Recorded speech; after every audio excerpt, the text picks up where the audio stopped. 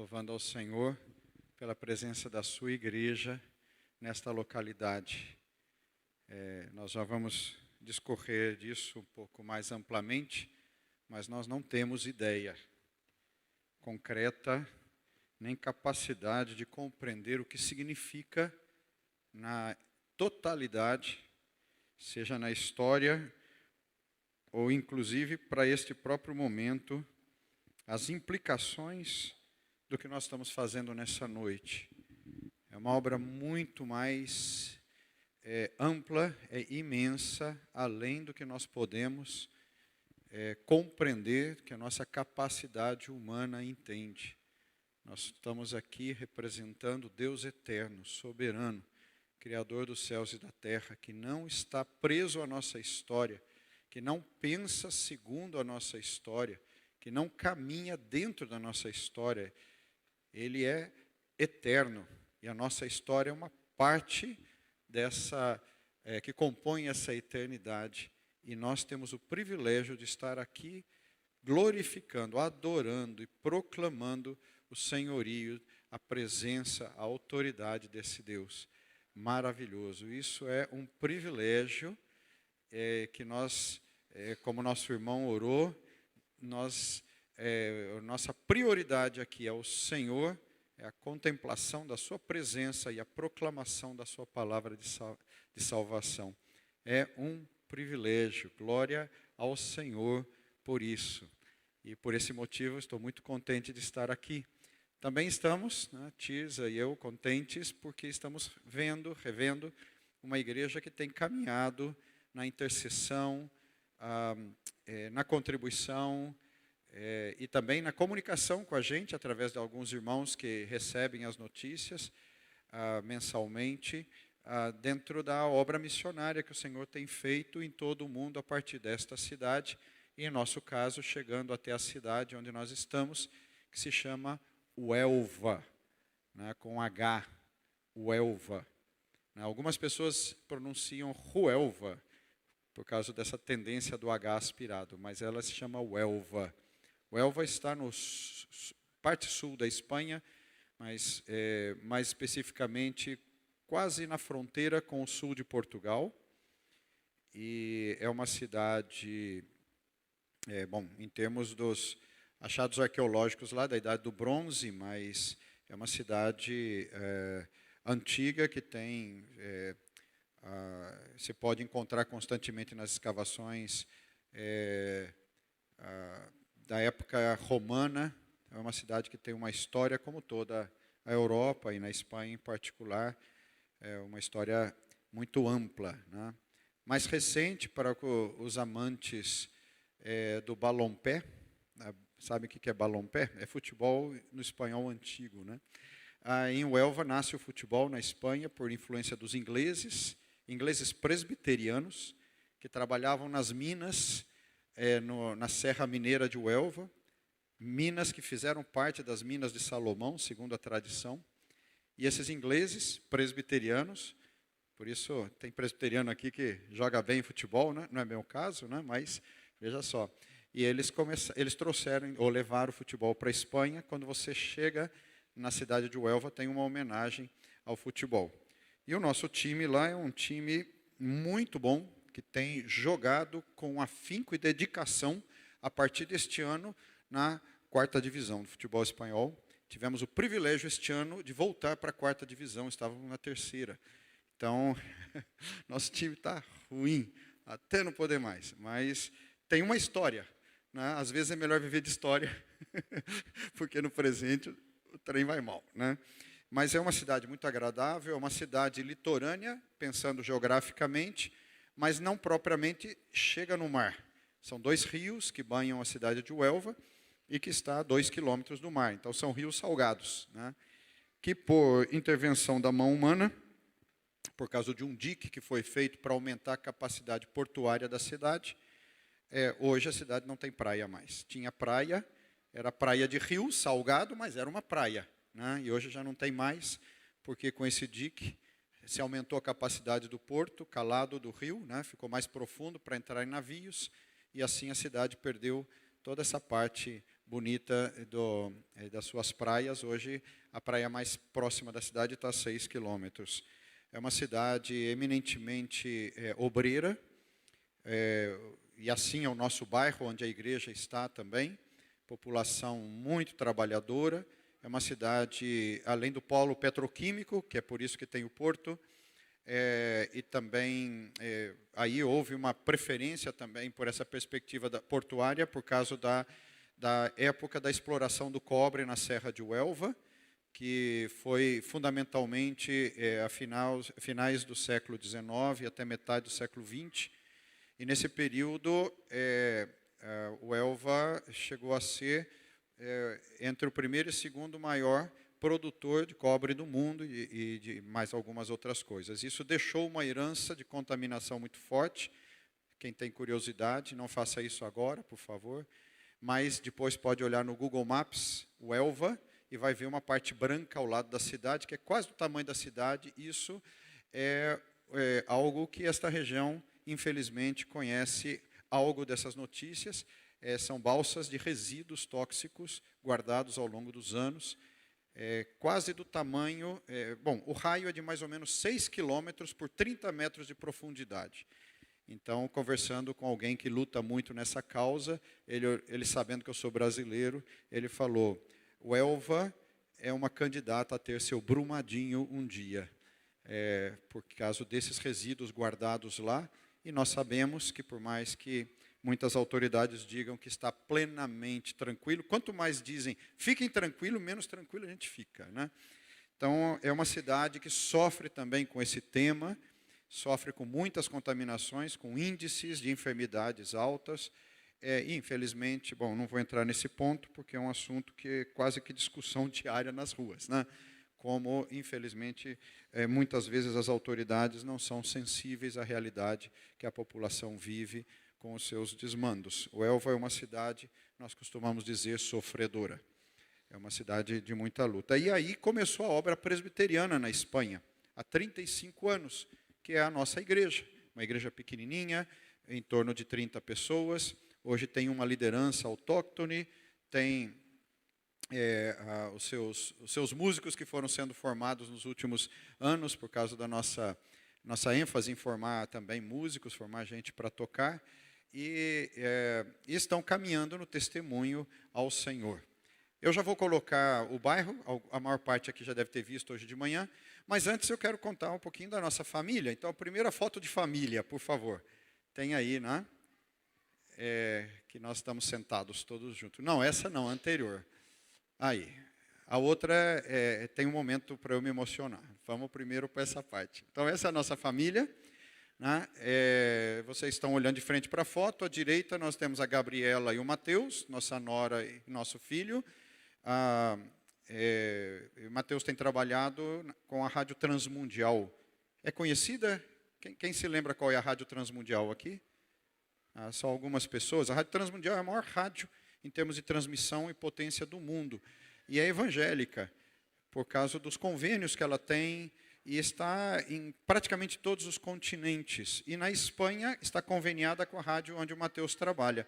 Ele é jornalista também, com formação teológica para líderes, e é uma grande rádio de 3 pessoas, é a realidade evangélica da Espanha, né? Mas estão lá lutando, e eles produzem programas que rádios seculares da Espanha, inclusive, distribuem gratuitamente. Quer dizer, existe uma influência. Só lembrando que a Espanha tem 1,9% da população evangélica, 1,9%, e dos autóctonos, os nacionais, aqueles que são nascidos na Espanha, filhos de famílias nascidas na Espanha, a Espanha tem aproximadamente 0,6% de evangélicos. Fazendo uma proporção, são em torno de 400 mil evangélicos para 40 milhões de espanhóis nascidos de famílias espanholas.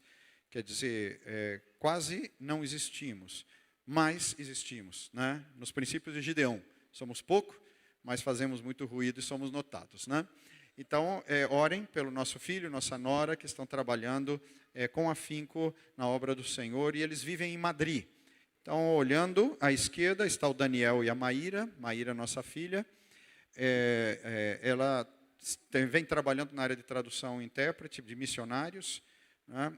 E de livros também, em encontros e tal. E agora ela está com a alegria e o privilégio de cuidar da Dara, que vocês já vão saber mais. E o Daniel, que, se Deus quiser, a partir da semana que vem, começa agora a trabalhar, depois de um tempo no mundo empresarial, aí trabalhando dentro das suas funções na área de comunicação e som e imagem, ele começará a trabalhar com liderança de equipes de uma missão que trabalha em catástrofes. Então, a partir, se Deus quiser, da outra semana, ele estará liderando equipes que vão socorrer catástrofes em toda aquela zona da Europa Oriental e alguma coisa. Então, orem também pelo Daniel e a Maíra, pelo trabalho deles. Bom, sentados aí estamos nós. E agora sim, por favor. Pode colocar. E essa é a nossa Dara. Quem é avô sabe, né? Oh, coisa maravilhosa. Hoje à tarde a gente os viu. E a nossa filha essa semana fez aniversário, ela falou, dá para vocês olharem um pouquinho para mim, que é meu aniversário? A gente falou, sim, mas põe logo a Dara. Que coisa maravilhosa, tem 6 meses e não vou dizer muita coisa a mais, porque senão fica difícil pregar depois. Mas é a nossa a alegria, que eu creio que todas as famílias têm vivido isso, como o Senhor é maravilhoso. Mas eu sempre coloco uma questão que nós, os pastores, sabemos muito bem, né? É claro que o sangue da família, do neto, do filho, sobrinho, é muito importante. Mas o sangue mais importante que marca a nossa vida e forma uma família é o sangue de Jesus. E é a igreja do Senhor Jesus Cristo. E eu também me alegro muito pelos bebês, crianças, adolescentes da nossa igreja e do nosso bairro, que nem vêm à igreja. E eles são para nós como filhos, que nós abraçamos e choramos por eles e com eles. E a partir da nossa família, o nosso compromisso é ampliar esse amor a todos aqueles que Deus traz. Nós não sabemos quem são os eleitos. Nós não trabalhamos pelos que já decidiram, nós trabalhamos pelos que são chamados. O sentido da nossa fé é a eleição, né? Não é quem parece que já decidiu, é quem, vamos dizer assim, parece que está no caminho da eleição. E todos aqueles que se aproximam da gente, a gente abraça como se fossem nossos filhos, e agora eu posso dizer com alegria como se fossem nossos netos. E aí pode colocar a imagem do nosso bairro. Então a cidade de Uelva é uma cidade bonita, de litoral, não com a beleza das nossas cidades brasileiras, vamos respeitar as diferenças, né? O Brasil é maravilhoso, de beleza, mas é uma cidade, como eu falei, obreira, e esse que vai aparecer agora é o nosso pequeno bairro, onde a igreja tem trabalhado. São aproximadamente 2.000 pessoas, divididas em 17 pequenas praças, com 8 edifícios de frente para uma pracinha, com, às vezes, umas árvores e algo assim. E o nosso trabalho tem sido, fundamentalmente, além dos povoados, das pequenas cidades que nós evangelizamos, além da Serra de Uelva, onde tem uma capela presbiteriana que hoje é turística e que nós temos evangelizado e buscado contatos nessa região diariamente. É nisso que eu gostaria de focar agora. Nós temos trabalhado nessa região a cada dia, a cada momento que eu saio de casa, que nós saímos de casa, que nós andamos por aí. A nossa casa está atrás da igreja, vocês podem ver que tem a marquinha ali da igreja. A nossa casa está na parte de trás, da janela da casa eu vejo a igreja, mas tem que dar a volta no edifício, porque o edifício fica de frente, a igreja fica de frente para o apartamento, para o estacionamento. Então, a cada momento, nós estamos... eu brinco que está escrito aqui, o homem da igreja. Quem me olha sabe que eu sou o da igreja, né? Então, eu já contei hoje algumas histórias, como, por exemplo, o homem que me vê, o rapaz lá que me vê e que me chama do padre toda vez. Ei, padre, tem uma pergunta. Ei, padre, quero falar uma coisa. Ei, padre, né? Já contei alguns detalhes também sobre a questão do consumo habitual de droga do povo, que é muito, infelizmente, comum no continente europeu. E, às vezes, a gente está conversando com essa gente e eles estão com a vida normal deles, que eles não veem problema em nada do que fazem, mas estão conversando com o servo de Deus. E é sobre isso que eu gostaria de conversar, no sentido de animar aos irmãos nesta noite. Essa perspectiva O servo de Deus, que aonde está, é servo de Deus. Mas ele é servo. Ele não compreende a grandeza, o poder, a intensidade, a amplidão e amplitude. Como disse Paulo escrevendo aos Efésios, nós caminhamos compreendendo o amor de Cristo e a sua profundidade, a sua intensidade, a sua totalidade. Nós estamos num mundo hoje onde a gente tenta controlar todas as coisas. A gente entende que esse movimento do dedo na tela de um celular nos dá conhecimento suficiente para que a gente domine todas as informações e decida rapidamente com um contato, um telefonema, uma informação. E, na verdade, esse movimento apenas explica e mostra o quanto nós somos controlados, né, pelos algoritmos, pelas redes e por todos os assuntos que estão ao nosso redor. Nós não temos domínio, nós não temos controle. Nós não temos capacidade de saber o que está acontecendo ao nosso redor com essa capacidade de controle. Mas nós servimos ao Deus Senhor do Universo, ao Todo-Poderoso. E nós somos parte de uma história onde a nossa função é contribuir, sem ter exata dimensão do alcance, mas sabendo que esse alcance poderoso, justo, santo, vai ter resultados segundo o Deus soberano. Eu quero convidar os irmãos a abrir em João capítulo 2, lá nas bodas de Caná.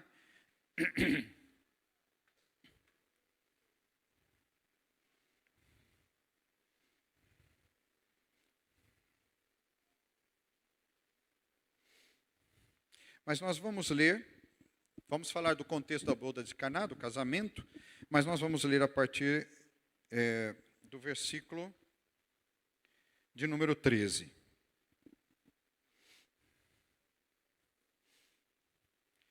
João 2, versículo 13. Estando próxima a Páscoa dos judeus, subiu Jesus para Jerusalém e encontrou no templo os que vendiam bois, ovelhas, pombas e também os cambistas assentados.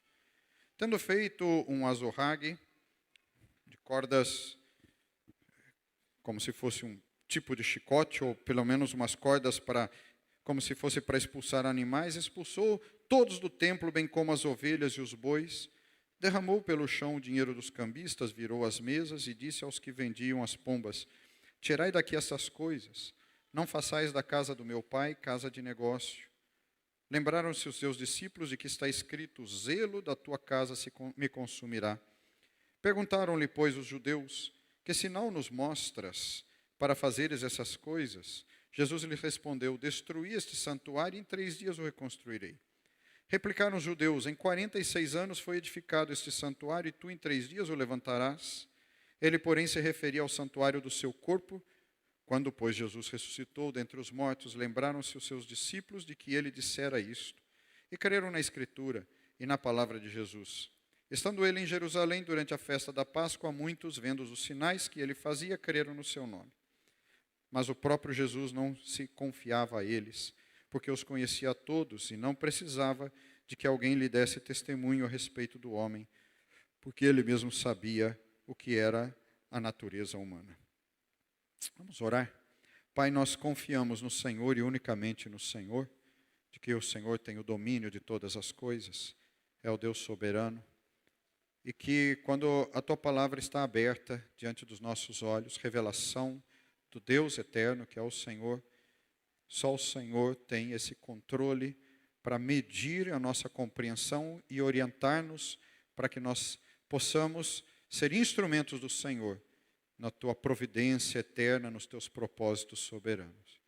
Assim, Pai, nós pedimos em nome do Senhor Jesus Cristo que o Teu Espírito Santo abra os nossos olhos, para que nós sejamos fortalecidos na Tua palavra e orientados nesta noite para a glória única do Teu nome. É a nossa oração em nome de Jesus. Amém. O Elva tem uma campeã, se chama Carolina Marin. Na verdade, tem 2 importantes. Foi campeão mundial de duatlon, que não é triatlon, mas duatlon. Mas eu queria falar da Carolina Marin. A Carolina Marin é a única não oriental que ganhou todos os títulos do badminton. Badminton é aquele que tem a raquetinha comprida, como se estivesse pegando borboleta, né? É aquela competição que eles dão assim com uma força e aquela a bolinha deles, pode dizer de alguma forma, vai lenta e depois do outro lado dá com força, né? Então é um esporte eminentemente oriental. Não sei nem alguém aqui já jogou, conhece raquete e badminton, né? Eu também nem conhecia direito até chegar lá. Ela começou a jogar e, de repente, né, agora já com mais de 30 anos, ela já ganhou todos os títulos que um esportista pode ganhar nesse esporte. O detalhe é que é um esporte eminentemente oriental. Então é a única não oriental que ganhou todos os títulos. Inclusive, ganhou nas Olimpíadas do Rio de Janeiro. Então ela nesse esporte, ela é uma autoridade mundial, onde chega é reverenciada pelos caciques do esporte mundial. É a única não oriental, porque era um esporte que só os orientais ganhavam, como outros, né? Ela foi criada no bairro da igreja. As crianças, você vê normalmente elas andando com a raquetinha de badminton para poder ir para a escola, porque, claro, toda criança em Uelva vai praticar badminton esperando um dia ser uma Carolina Marin, né? Uma campeã. Vocês devem se lembrar, não sei se fez muita fama aqui no Brasil, que ela estava na semifinal nas últimas Olimpíadas e uma lesão que ela já tinha tido voltou e ela ficou na quadra chorando muito e com o joelho partido. A avó dela e a tia conviveu de bairro e de vizinhança há muito tempo com uma senhora que é antiga da nossa igreja. E as crianças dizem, né, muitas vezes, eu estudo na escola que estudou a Carolina Marin. É uma pequena igreja, localizada... Se pode colocar outra vez? Porque eu queria que a igreja fosse, de vez em quando, dando uma olhadinha para o nosso bairro. Você olha para o nosso bairro, é um bairro perdido na periferia da cidade, no final da cidade. O bairro não aquela que está olhando de frente à esquerda, mas aqui abaixo é a última rua da cidade. E alguém pode dizer, o que você está fazendo lá? E eu poderia responder, eu estou pastoreando no bairro, na região da Carolina Marin. E alguém diz, e o que isso significa? Vocês podem imaginar se essa menina se converte e dá uma entrevista sobre sua fé no Senhor Jesus Cristo? O mundo inteiro, em segundos, ouviria da boca de uma multicampeã mundial de um determinado esporte, campeã olímpica, campeã mundial, campeã europeia, campeão de Copas do Mundo, sobre Jesus. Em outras palavras, nós estamos pertinho. Ela não vive mais lá, vive em Madrid, porque é onde treina, mas junto da família de uma figura de expoência mundial. Num bairro que ninguém nunca ouviu falar, a não ser quem vive lá. Por que eu uso essa história? Porque nós não temos ideia da obra que Deus faz. Nós estamos muitas vezes próximos de coisas grandiosas e não temos ideia das coisas grandiosas que Deus está fazendo. A família dessa jovem, em torno de 32 anos, creio, se eu não estiver enganado, porque parece que é da idade da minha filha, eu sempre confundo as idades. Mas enfim, ela já ouviu do Evangelho, já esteve em igreja. E a gente ora por ela, ora por outros, claro, é a nossa constante oração. E eu gostaria de repetir uma e outra vez nesta noite que nós não temos compreensão total do que Deus está fazendo. Quando chegarmos nos céus, vamos compreender. Mas Deus tem feito coisas grandiosas através de nossas vidas, sem que nós tenhamos plenamente essa compreensão. Sem citar nomes, mas conversando com um amigo meu, ele disse, eu quando fiz a profissão de fé, ao meu lado, no dia da profissão de fé, estava uma pessoa também, que depois se transformou ministro do governo brasileiro. E o pastor, que nos estava fazendo a profissão de fé, também chegou ao governo brasileiro. Naquele momento, era um jovem pastor e 2 recém-convertidos. E ninguém podia ter ideia do que significaria aquilo. A obra missionária, que na sua amplitude total começa aonde nós estamos, ainda que nós pensemos mais sobre a transculturalidade, e hoje o conceito de transculturalidade também se tornou muito amplo, porque a gente vive a transculturalidade, quer dizer, ao encontro das muitas culturas, hoje dentro das nossas próprias cidades, né?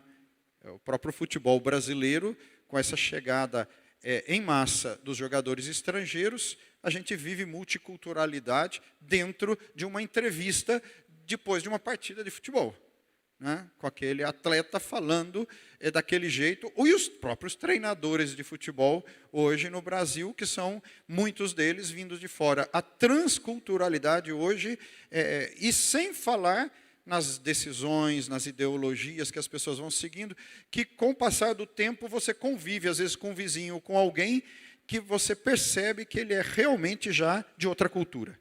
Ele desenvolveu algo que já não é mais o normal que você vive. Hoje nós vivemos esses encontros, que são profundamente desafiantes, profundamente impactantes. Eu escolhi esse texto, o objetivo não é uma exposição do texto, é um missionário compartilhando sobre desafios missionários. Sei que é um texto que os pastores pregam e expõem com toda a profundidade. O meu objetivo nesse texto é simplesmente recordar, lembrar aos irmãos, primeiro o contexto. João começa o seu evangelho, para que foram escritos os evangelhos, para que foram escritas as cartas doutrinárias, porque a nossa igreja é uma igreja dos apóstolos, da doutrina dos apóstolos. É uma igreja apostólica. O Senhor nomeou seus apóstolos para orientar-nos e ensinar-nos segundo as suas doutrinas.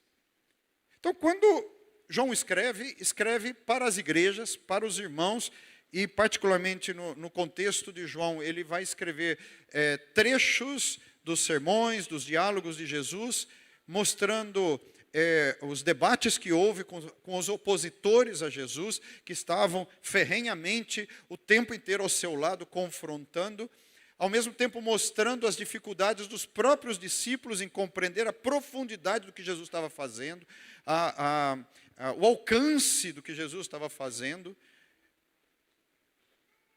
Mas o meu destaque, que eu mencionei várias vezes de manhã, é o que nós vimos aqui na parte final do texto, onde João, em 2 momentos, reconhece que que o que Jesus estava fazendo, eles foram compreender totalmente depois da morte e ressurreição de Jesus.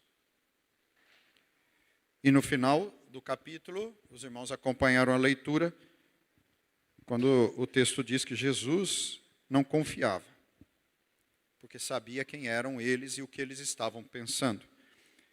Nosso querido teólogo João Calvino, ele falando sobre esse texto, ele destaca que os discípulos não entenderam o dito de Cristo, mas o ensino que parecia que se desvanecia como numa névoa, mais tarde produziu fruto no seu devido tempo. Quer dizer, quando chegou o momento eles compreenderam.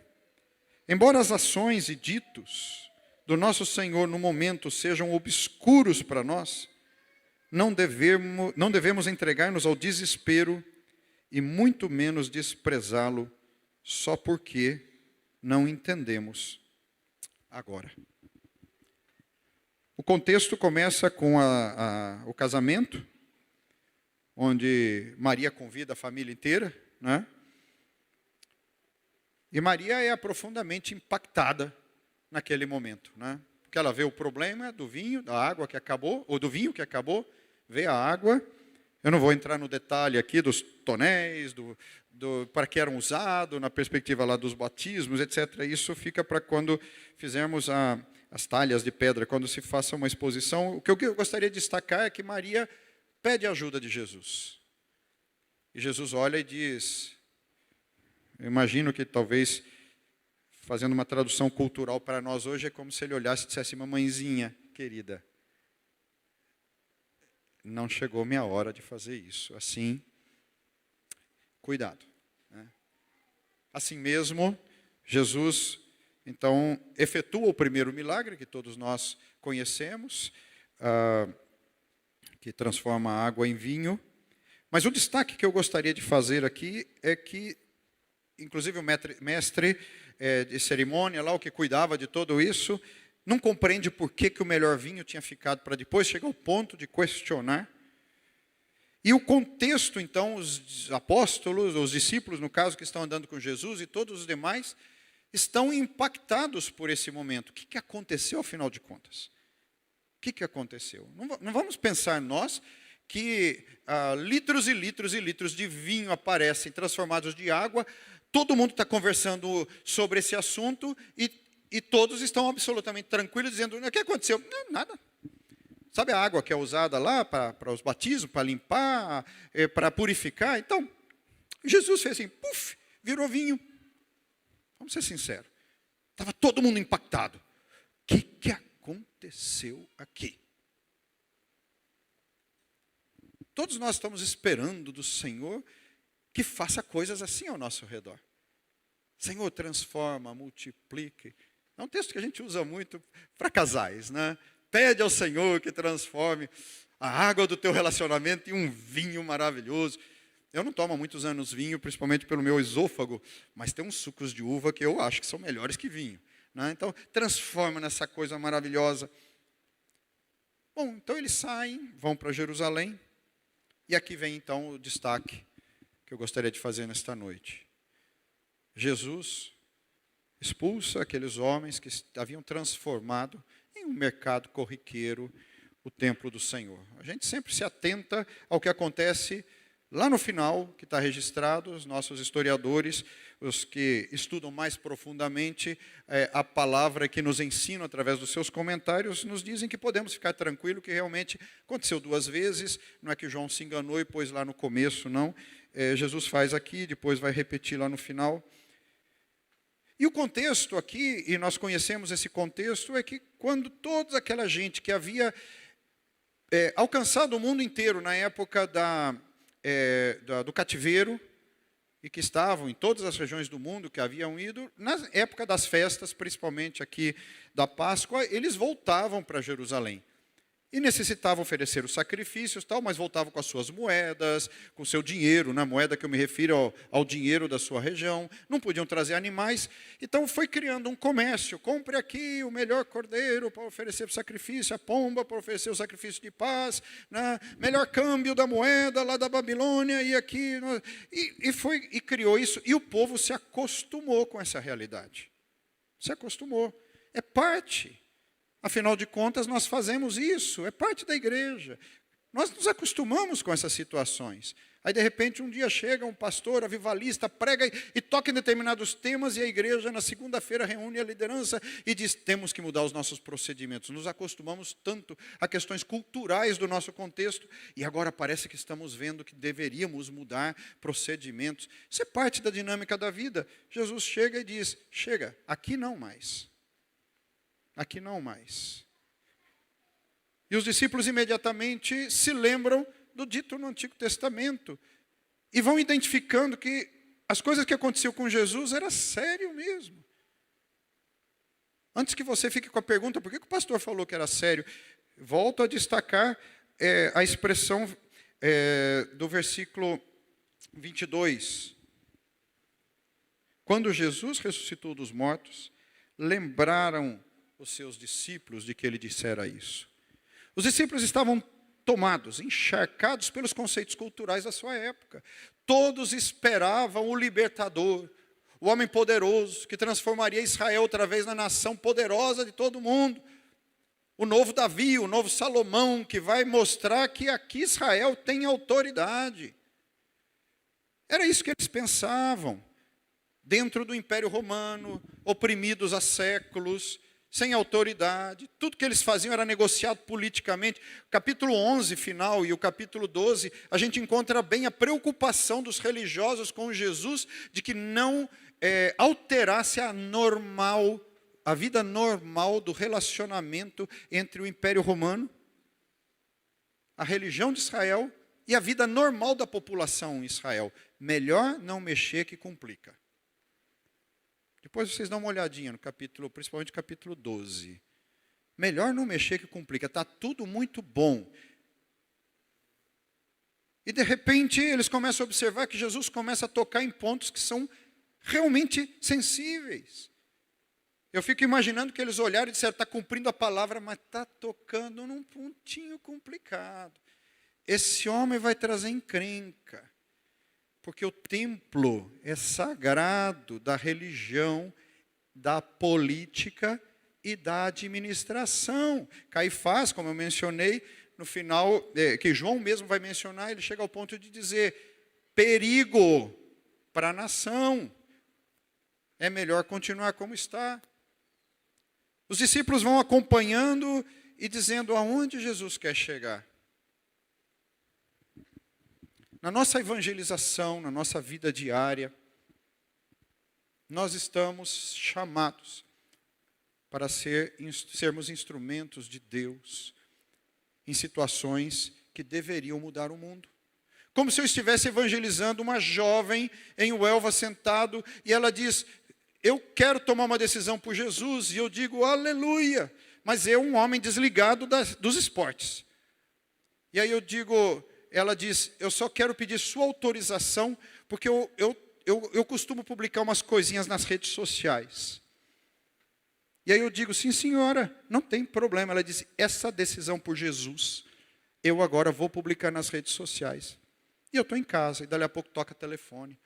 E os meus filhos, ter filho jornalista e ter filha comunicadora, já sabe, né? Tudo que aparece nas redes sociais já está. Papai, você viu? Mamãe, você viu? Aí de repente toca o telefone e estava falando, mas o Mateus já ligou 10 vezes, a Maíra 8. O que está acontecendo? Aí eu falo, Tisa, liga para tua filha que eu ligo para o meu filho. Às vezes a gente faz isso. E eles dizem, papai, o que aconteceu em Uelva? Eu digo, eu sei lá. Ué, a Carolina Marim publicou que se converteu a Jesus e que agora vai frequentar a igreja presbiteriana. Eu digo, uai, então esse movimento está tendo tudo ali embaixo, é jornalista? Só preguei o evangelho para uma jovem que estava por ali e de repente o meu mundo cai. E eu passei o pastor famoso da famosa atleta. Não, eu estou usando isso, mas vocês podem orar sobre isso. Uai, por que não? Por que não podem converter também os famosos na Espanha? O que eu quero dizer é que nós podemos estar próximos em simples atitudes nossas, de coisas que vão mudar o Brasil e o mundo. Nós podemos enviar um missionário para uma determinada região, um jovenzinho da igreja que se preparou, a família vai chorar muito como os nossos pais choraram, esse jovem vai para uma determinada região e de repente a gente fica sabendo que pela pregação dele se converteram milhares de pessoas numa região onde o cristianismo nem era pregado. A questão é que não é que Deus vai fazer, Deus está fazendo. A história em Deus é dinâmica, Deus não está preso à nossa história. C.S. Lewis, no livro Cristianismo Puro e Simples, diz que Deus deveria ser visto como o autor de uma linda pintura, de um lindo quadro, onde ele tem o controle total da história. Então a gente fica olhando e de repente a gente descobre coisas nesse quadro. Porque nós estamos dentro da história do quadro. Mas Deus é o autor, Ele está fora disso. Ele sabe de antemão o que Ele quis colocar. E a gente fica olhando e dizendo, Senhor, o que o Senhor quer para a nossa cidade, o que o Senhor quer para a nossa igreja. E o Senhor está dizendo, lembra que é o que eu quero para a história da humanidade, porque 1000 anos é como uma noitezinha que passou rápida, diz a palavra de Deus. O Senhor está usando a nossa vida a cada momento sem que nós tenhamos consciência. E coisas grandiosas Deus está fazendo sem que nós tenhamos a exata dimensão. Então Jesus vê que todos, Jesus conhecia os corações, o texto aqui colocou. E ele diz, vocês estão preocupados pelo que eu fiz aqui agora? Então, a minha função é purificar o corpo e purificar o templo. Destruam esse templo, em 3 dias eu levanto. Jesus jogava com as informações para confrontar as pessoas. E fica todo mundo confuso. Olha, o que é isso? 46 anos. E eu fico imaginando Jesus olhando e dizendo assim, vocês não entendem nada. O texto diz que isso ficou na mente de todos, e pouco a pouco eles foram compreendendo que a obra do Senhor era muito maior que falar da construção, reforma ou transformação de um templo em Jerusalém. E todos nós sabemos que estes homens estavam e acompanharam, melhor dizendo, por 3 anos, a mudança do mundo, a tal ponto que hoje, 2000 anos depois, a gente diz, antes de Cristo, depois de Cristo. E todos aqui podem dizer que são gratos ao Senhor pela salvação que tem em Jesus Cristo.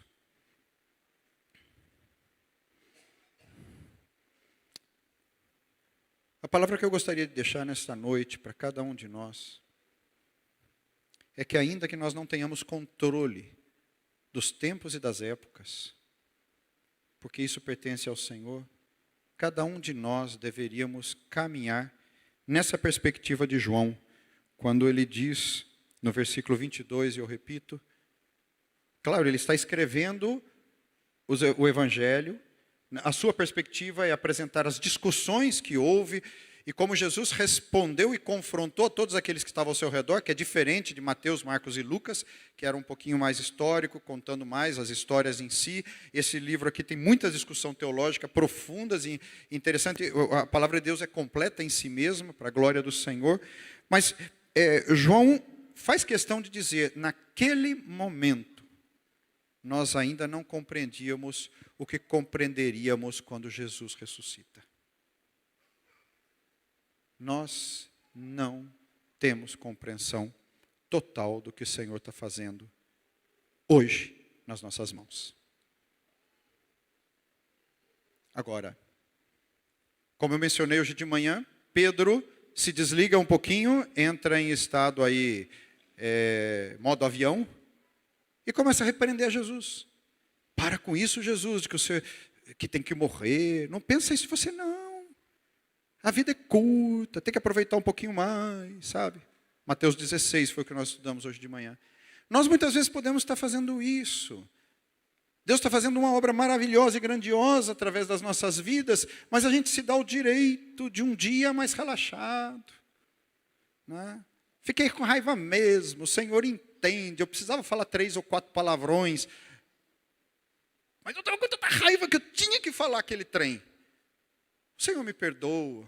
Né? O parente que estava do lado fala, 4 ou 5 não, uns 12 ou 13, eu não sabia que você era tão rico de palavras feias. Não, mas foi só um momento de nervo. Às vezes a gente tem que botar para fora os nervos. Quer dizer, a gente às vezes se desliga. E voltando então para o de hoje de manhã, eu repito, é como Pedro dizendo, Jesus, para de falar em morte. E Jesus olha para Pedro e diz, sem morte não tem salvação, filho. Você está tocando no centro da missão, sem que o filho se sacrifique. E aquele texto da manhã fala sobre pegar a cruz, não? Aquele levar a cruz, entregar. E é esta aplicação que eu quero deixar nesta noite para cada um de nós. A compreensão, a fé, a certeza na Escritura, na palavra de Jesus. Nós estamos caminhando, crendo, confiando, mas só o Senhor sabe as consequências do que nós estamos fazendo. Nós não temos esse controle. E nós não deveríamos estar nunca em modo avião. Eu estou usando a figura do celular quando vai voar e a gente tem que colocar modo avião para não interferir supostamente no mecanismo, lá nos aparelhos do avião. Né? A gente não deveria ter momentos de desligamento, onde, eu tenho também um direito de um dia de pouco crente. Isso não deveria acontecer nunca na vida da gente. Todo dia nós somos instrumentos de Deus para coisas poderosas, mas nós não compreendemos. Ou momentos de nervos, de raiva, porque Deus fez, porque me aconteceu isso, por quê, e Deus está usando a vida da gente. E um dos momentos que Deus mais usa são os momentos dos sofrimentos. Quantos aqui já tiveram momentos onde as pessoas disseram, naquele momento de profundo sofrimento, eu vi na tua cara uma paz maravilhosa, e você diz, paz? Naquele momento, eu não tinha paz, eu estava desesperado. E a pessoa diz, tinha sim, e impactou minha família inteira. E aí você então entende, era obra do Senhor, não tua. E o Senhor te permitiu passar por um duro momento, para que pessoas pudessem glorificar o nome dEle. Nós não temos controle de tudo que acontece ao nosso redor. E eu diria, de praticamente nada, mas Deus não deixa de atuar nunca. Nós somos instrumentos do Senhor sempre e a todo tempo. E a minha palavra de ânimo para você, meu irmão, e eu gostaria que você estivesse orando por nós também, é que a todo tempo, algo Deus está fazendo através da nossa vida. Não tem descanso, não tem cafezinho, não tem momento de relaxamento, de piadinha suja, não tem momento de conversas malignas. É todo o tempo. Nós não deveríamos desligar nunca. E sempre com a pergunta, Senhor, por curiosidade, o que é que o Senhor está fazendo agora? Como que o Senhor está me usando? Isso me leva a ter fidelidade ao Senhor, a estar orando sem cessar, a estar clamando ao Senhor. Eu contei hoje de manhã que, antes da pandemia, uns adolescentes... Bom, isso eu não falei, né? Primeiro vamos por... Antes da pandemia, nós tínhamos esportes na igreja, ping-pong, algumas outras coisas mais, e os adolescentes do bairro vinham. Depois da pandemia, isso morreu, eles desapareceram do bairro e tal. Mas alguns mantêm contato comigo até hoje. E é engraçado, porque naquela época era tudo de 13, 14 anos, 12 anos. E agora aparece às vezes uns barbudos. Olha para mim e faz assim com a mão. Pastor. E eu olho, né? Aí eu olho lá no olho dele e digo assim, me lembram daqueles adolescentes, né? Aquele, pastor. Outro dia passaram 4 dentro de um carro, todos com barba grande. Botaram a mão para fora e disseram, pastor! E o carro foi passando. E eu olhando com uma vergonha, dizendo, o que é isso? Eram adolescentes daquela época. Eu não tenho ideia do que Deus fez naquela época na vida deles. Mas alguns, e tem um em particular, que de vez em quando ele me busca para falar das coisas de Deus. Porque ele quer dizer para mim que ele não concorda e não compreende. Então por que me busca tantas vezes? Dá para entender, né? Porque Deus está fazendo obra na vida dele. Eu não tenho controle, Deus sim. Eu só tenho que estar esperto no Senhor, para não perder nenhuma oportunidade para falar de Cristo para aqueles que estão buscando. Eu gostaria que nesta noite você se sentisse animado a saber que a cada segundo da tua vida Deus está te usando. E ora por todos aqueles que estão ao redor do mundo, para que Deus continue usando. Ele vai continuar usando, mas para que nós sejamos conscientes e fiéis. Vamos orar.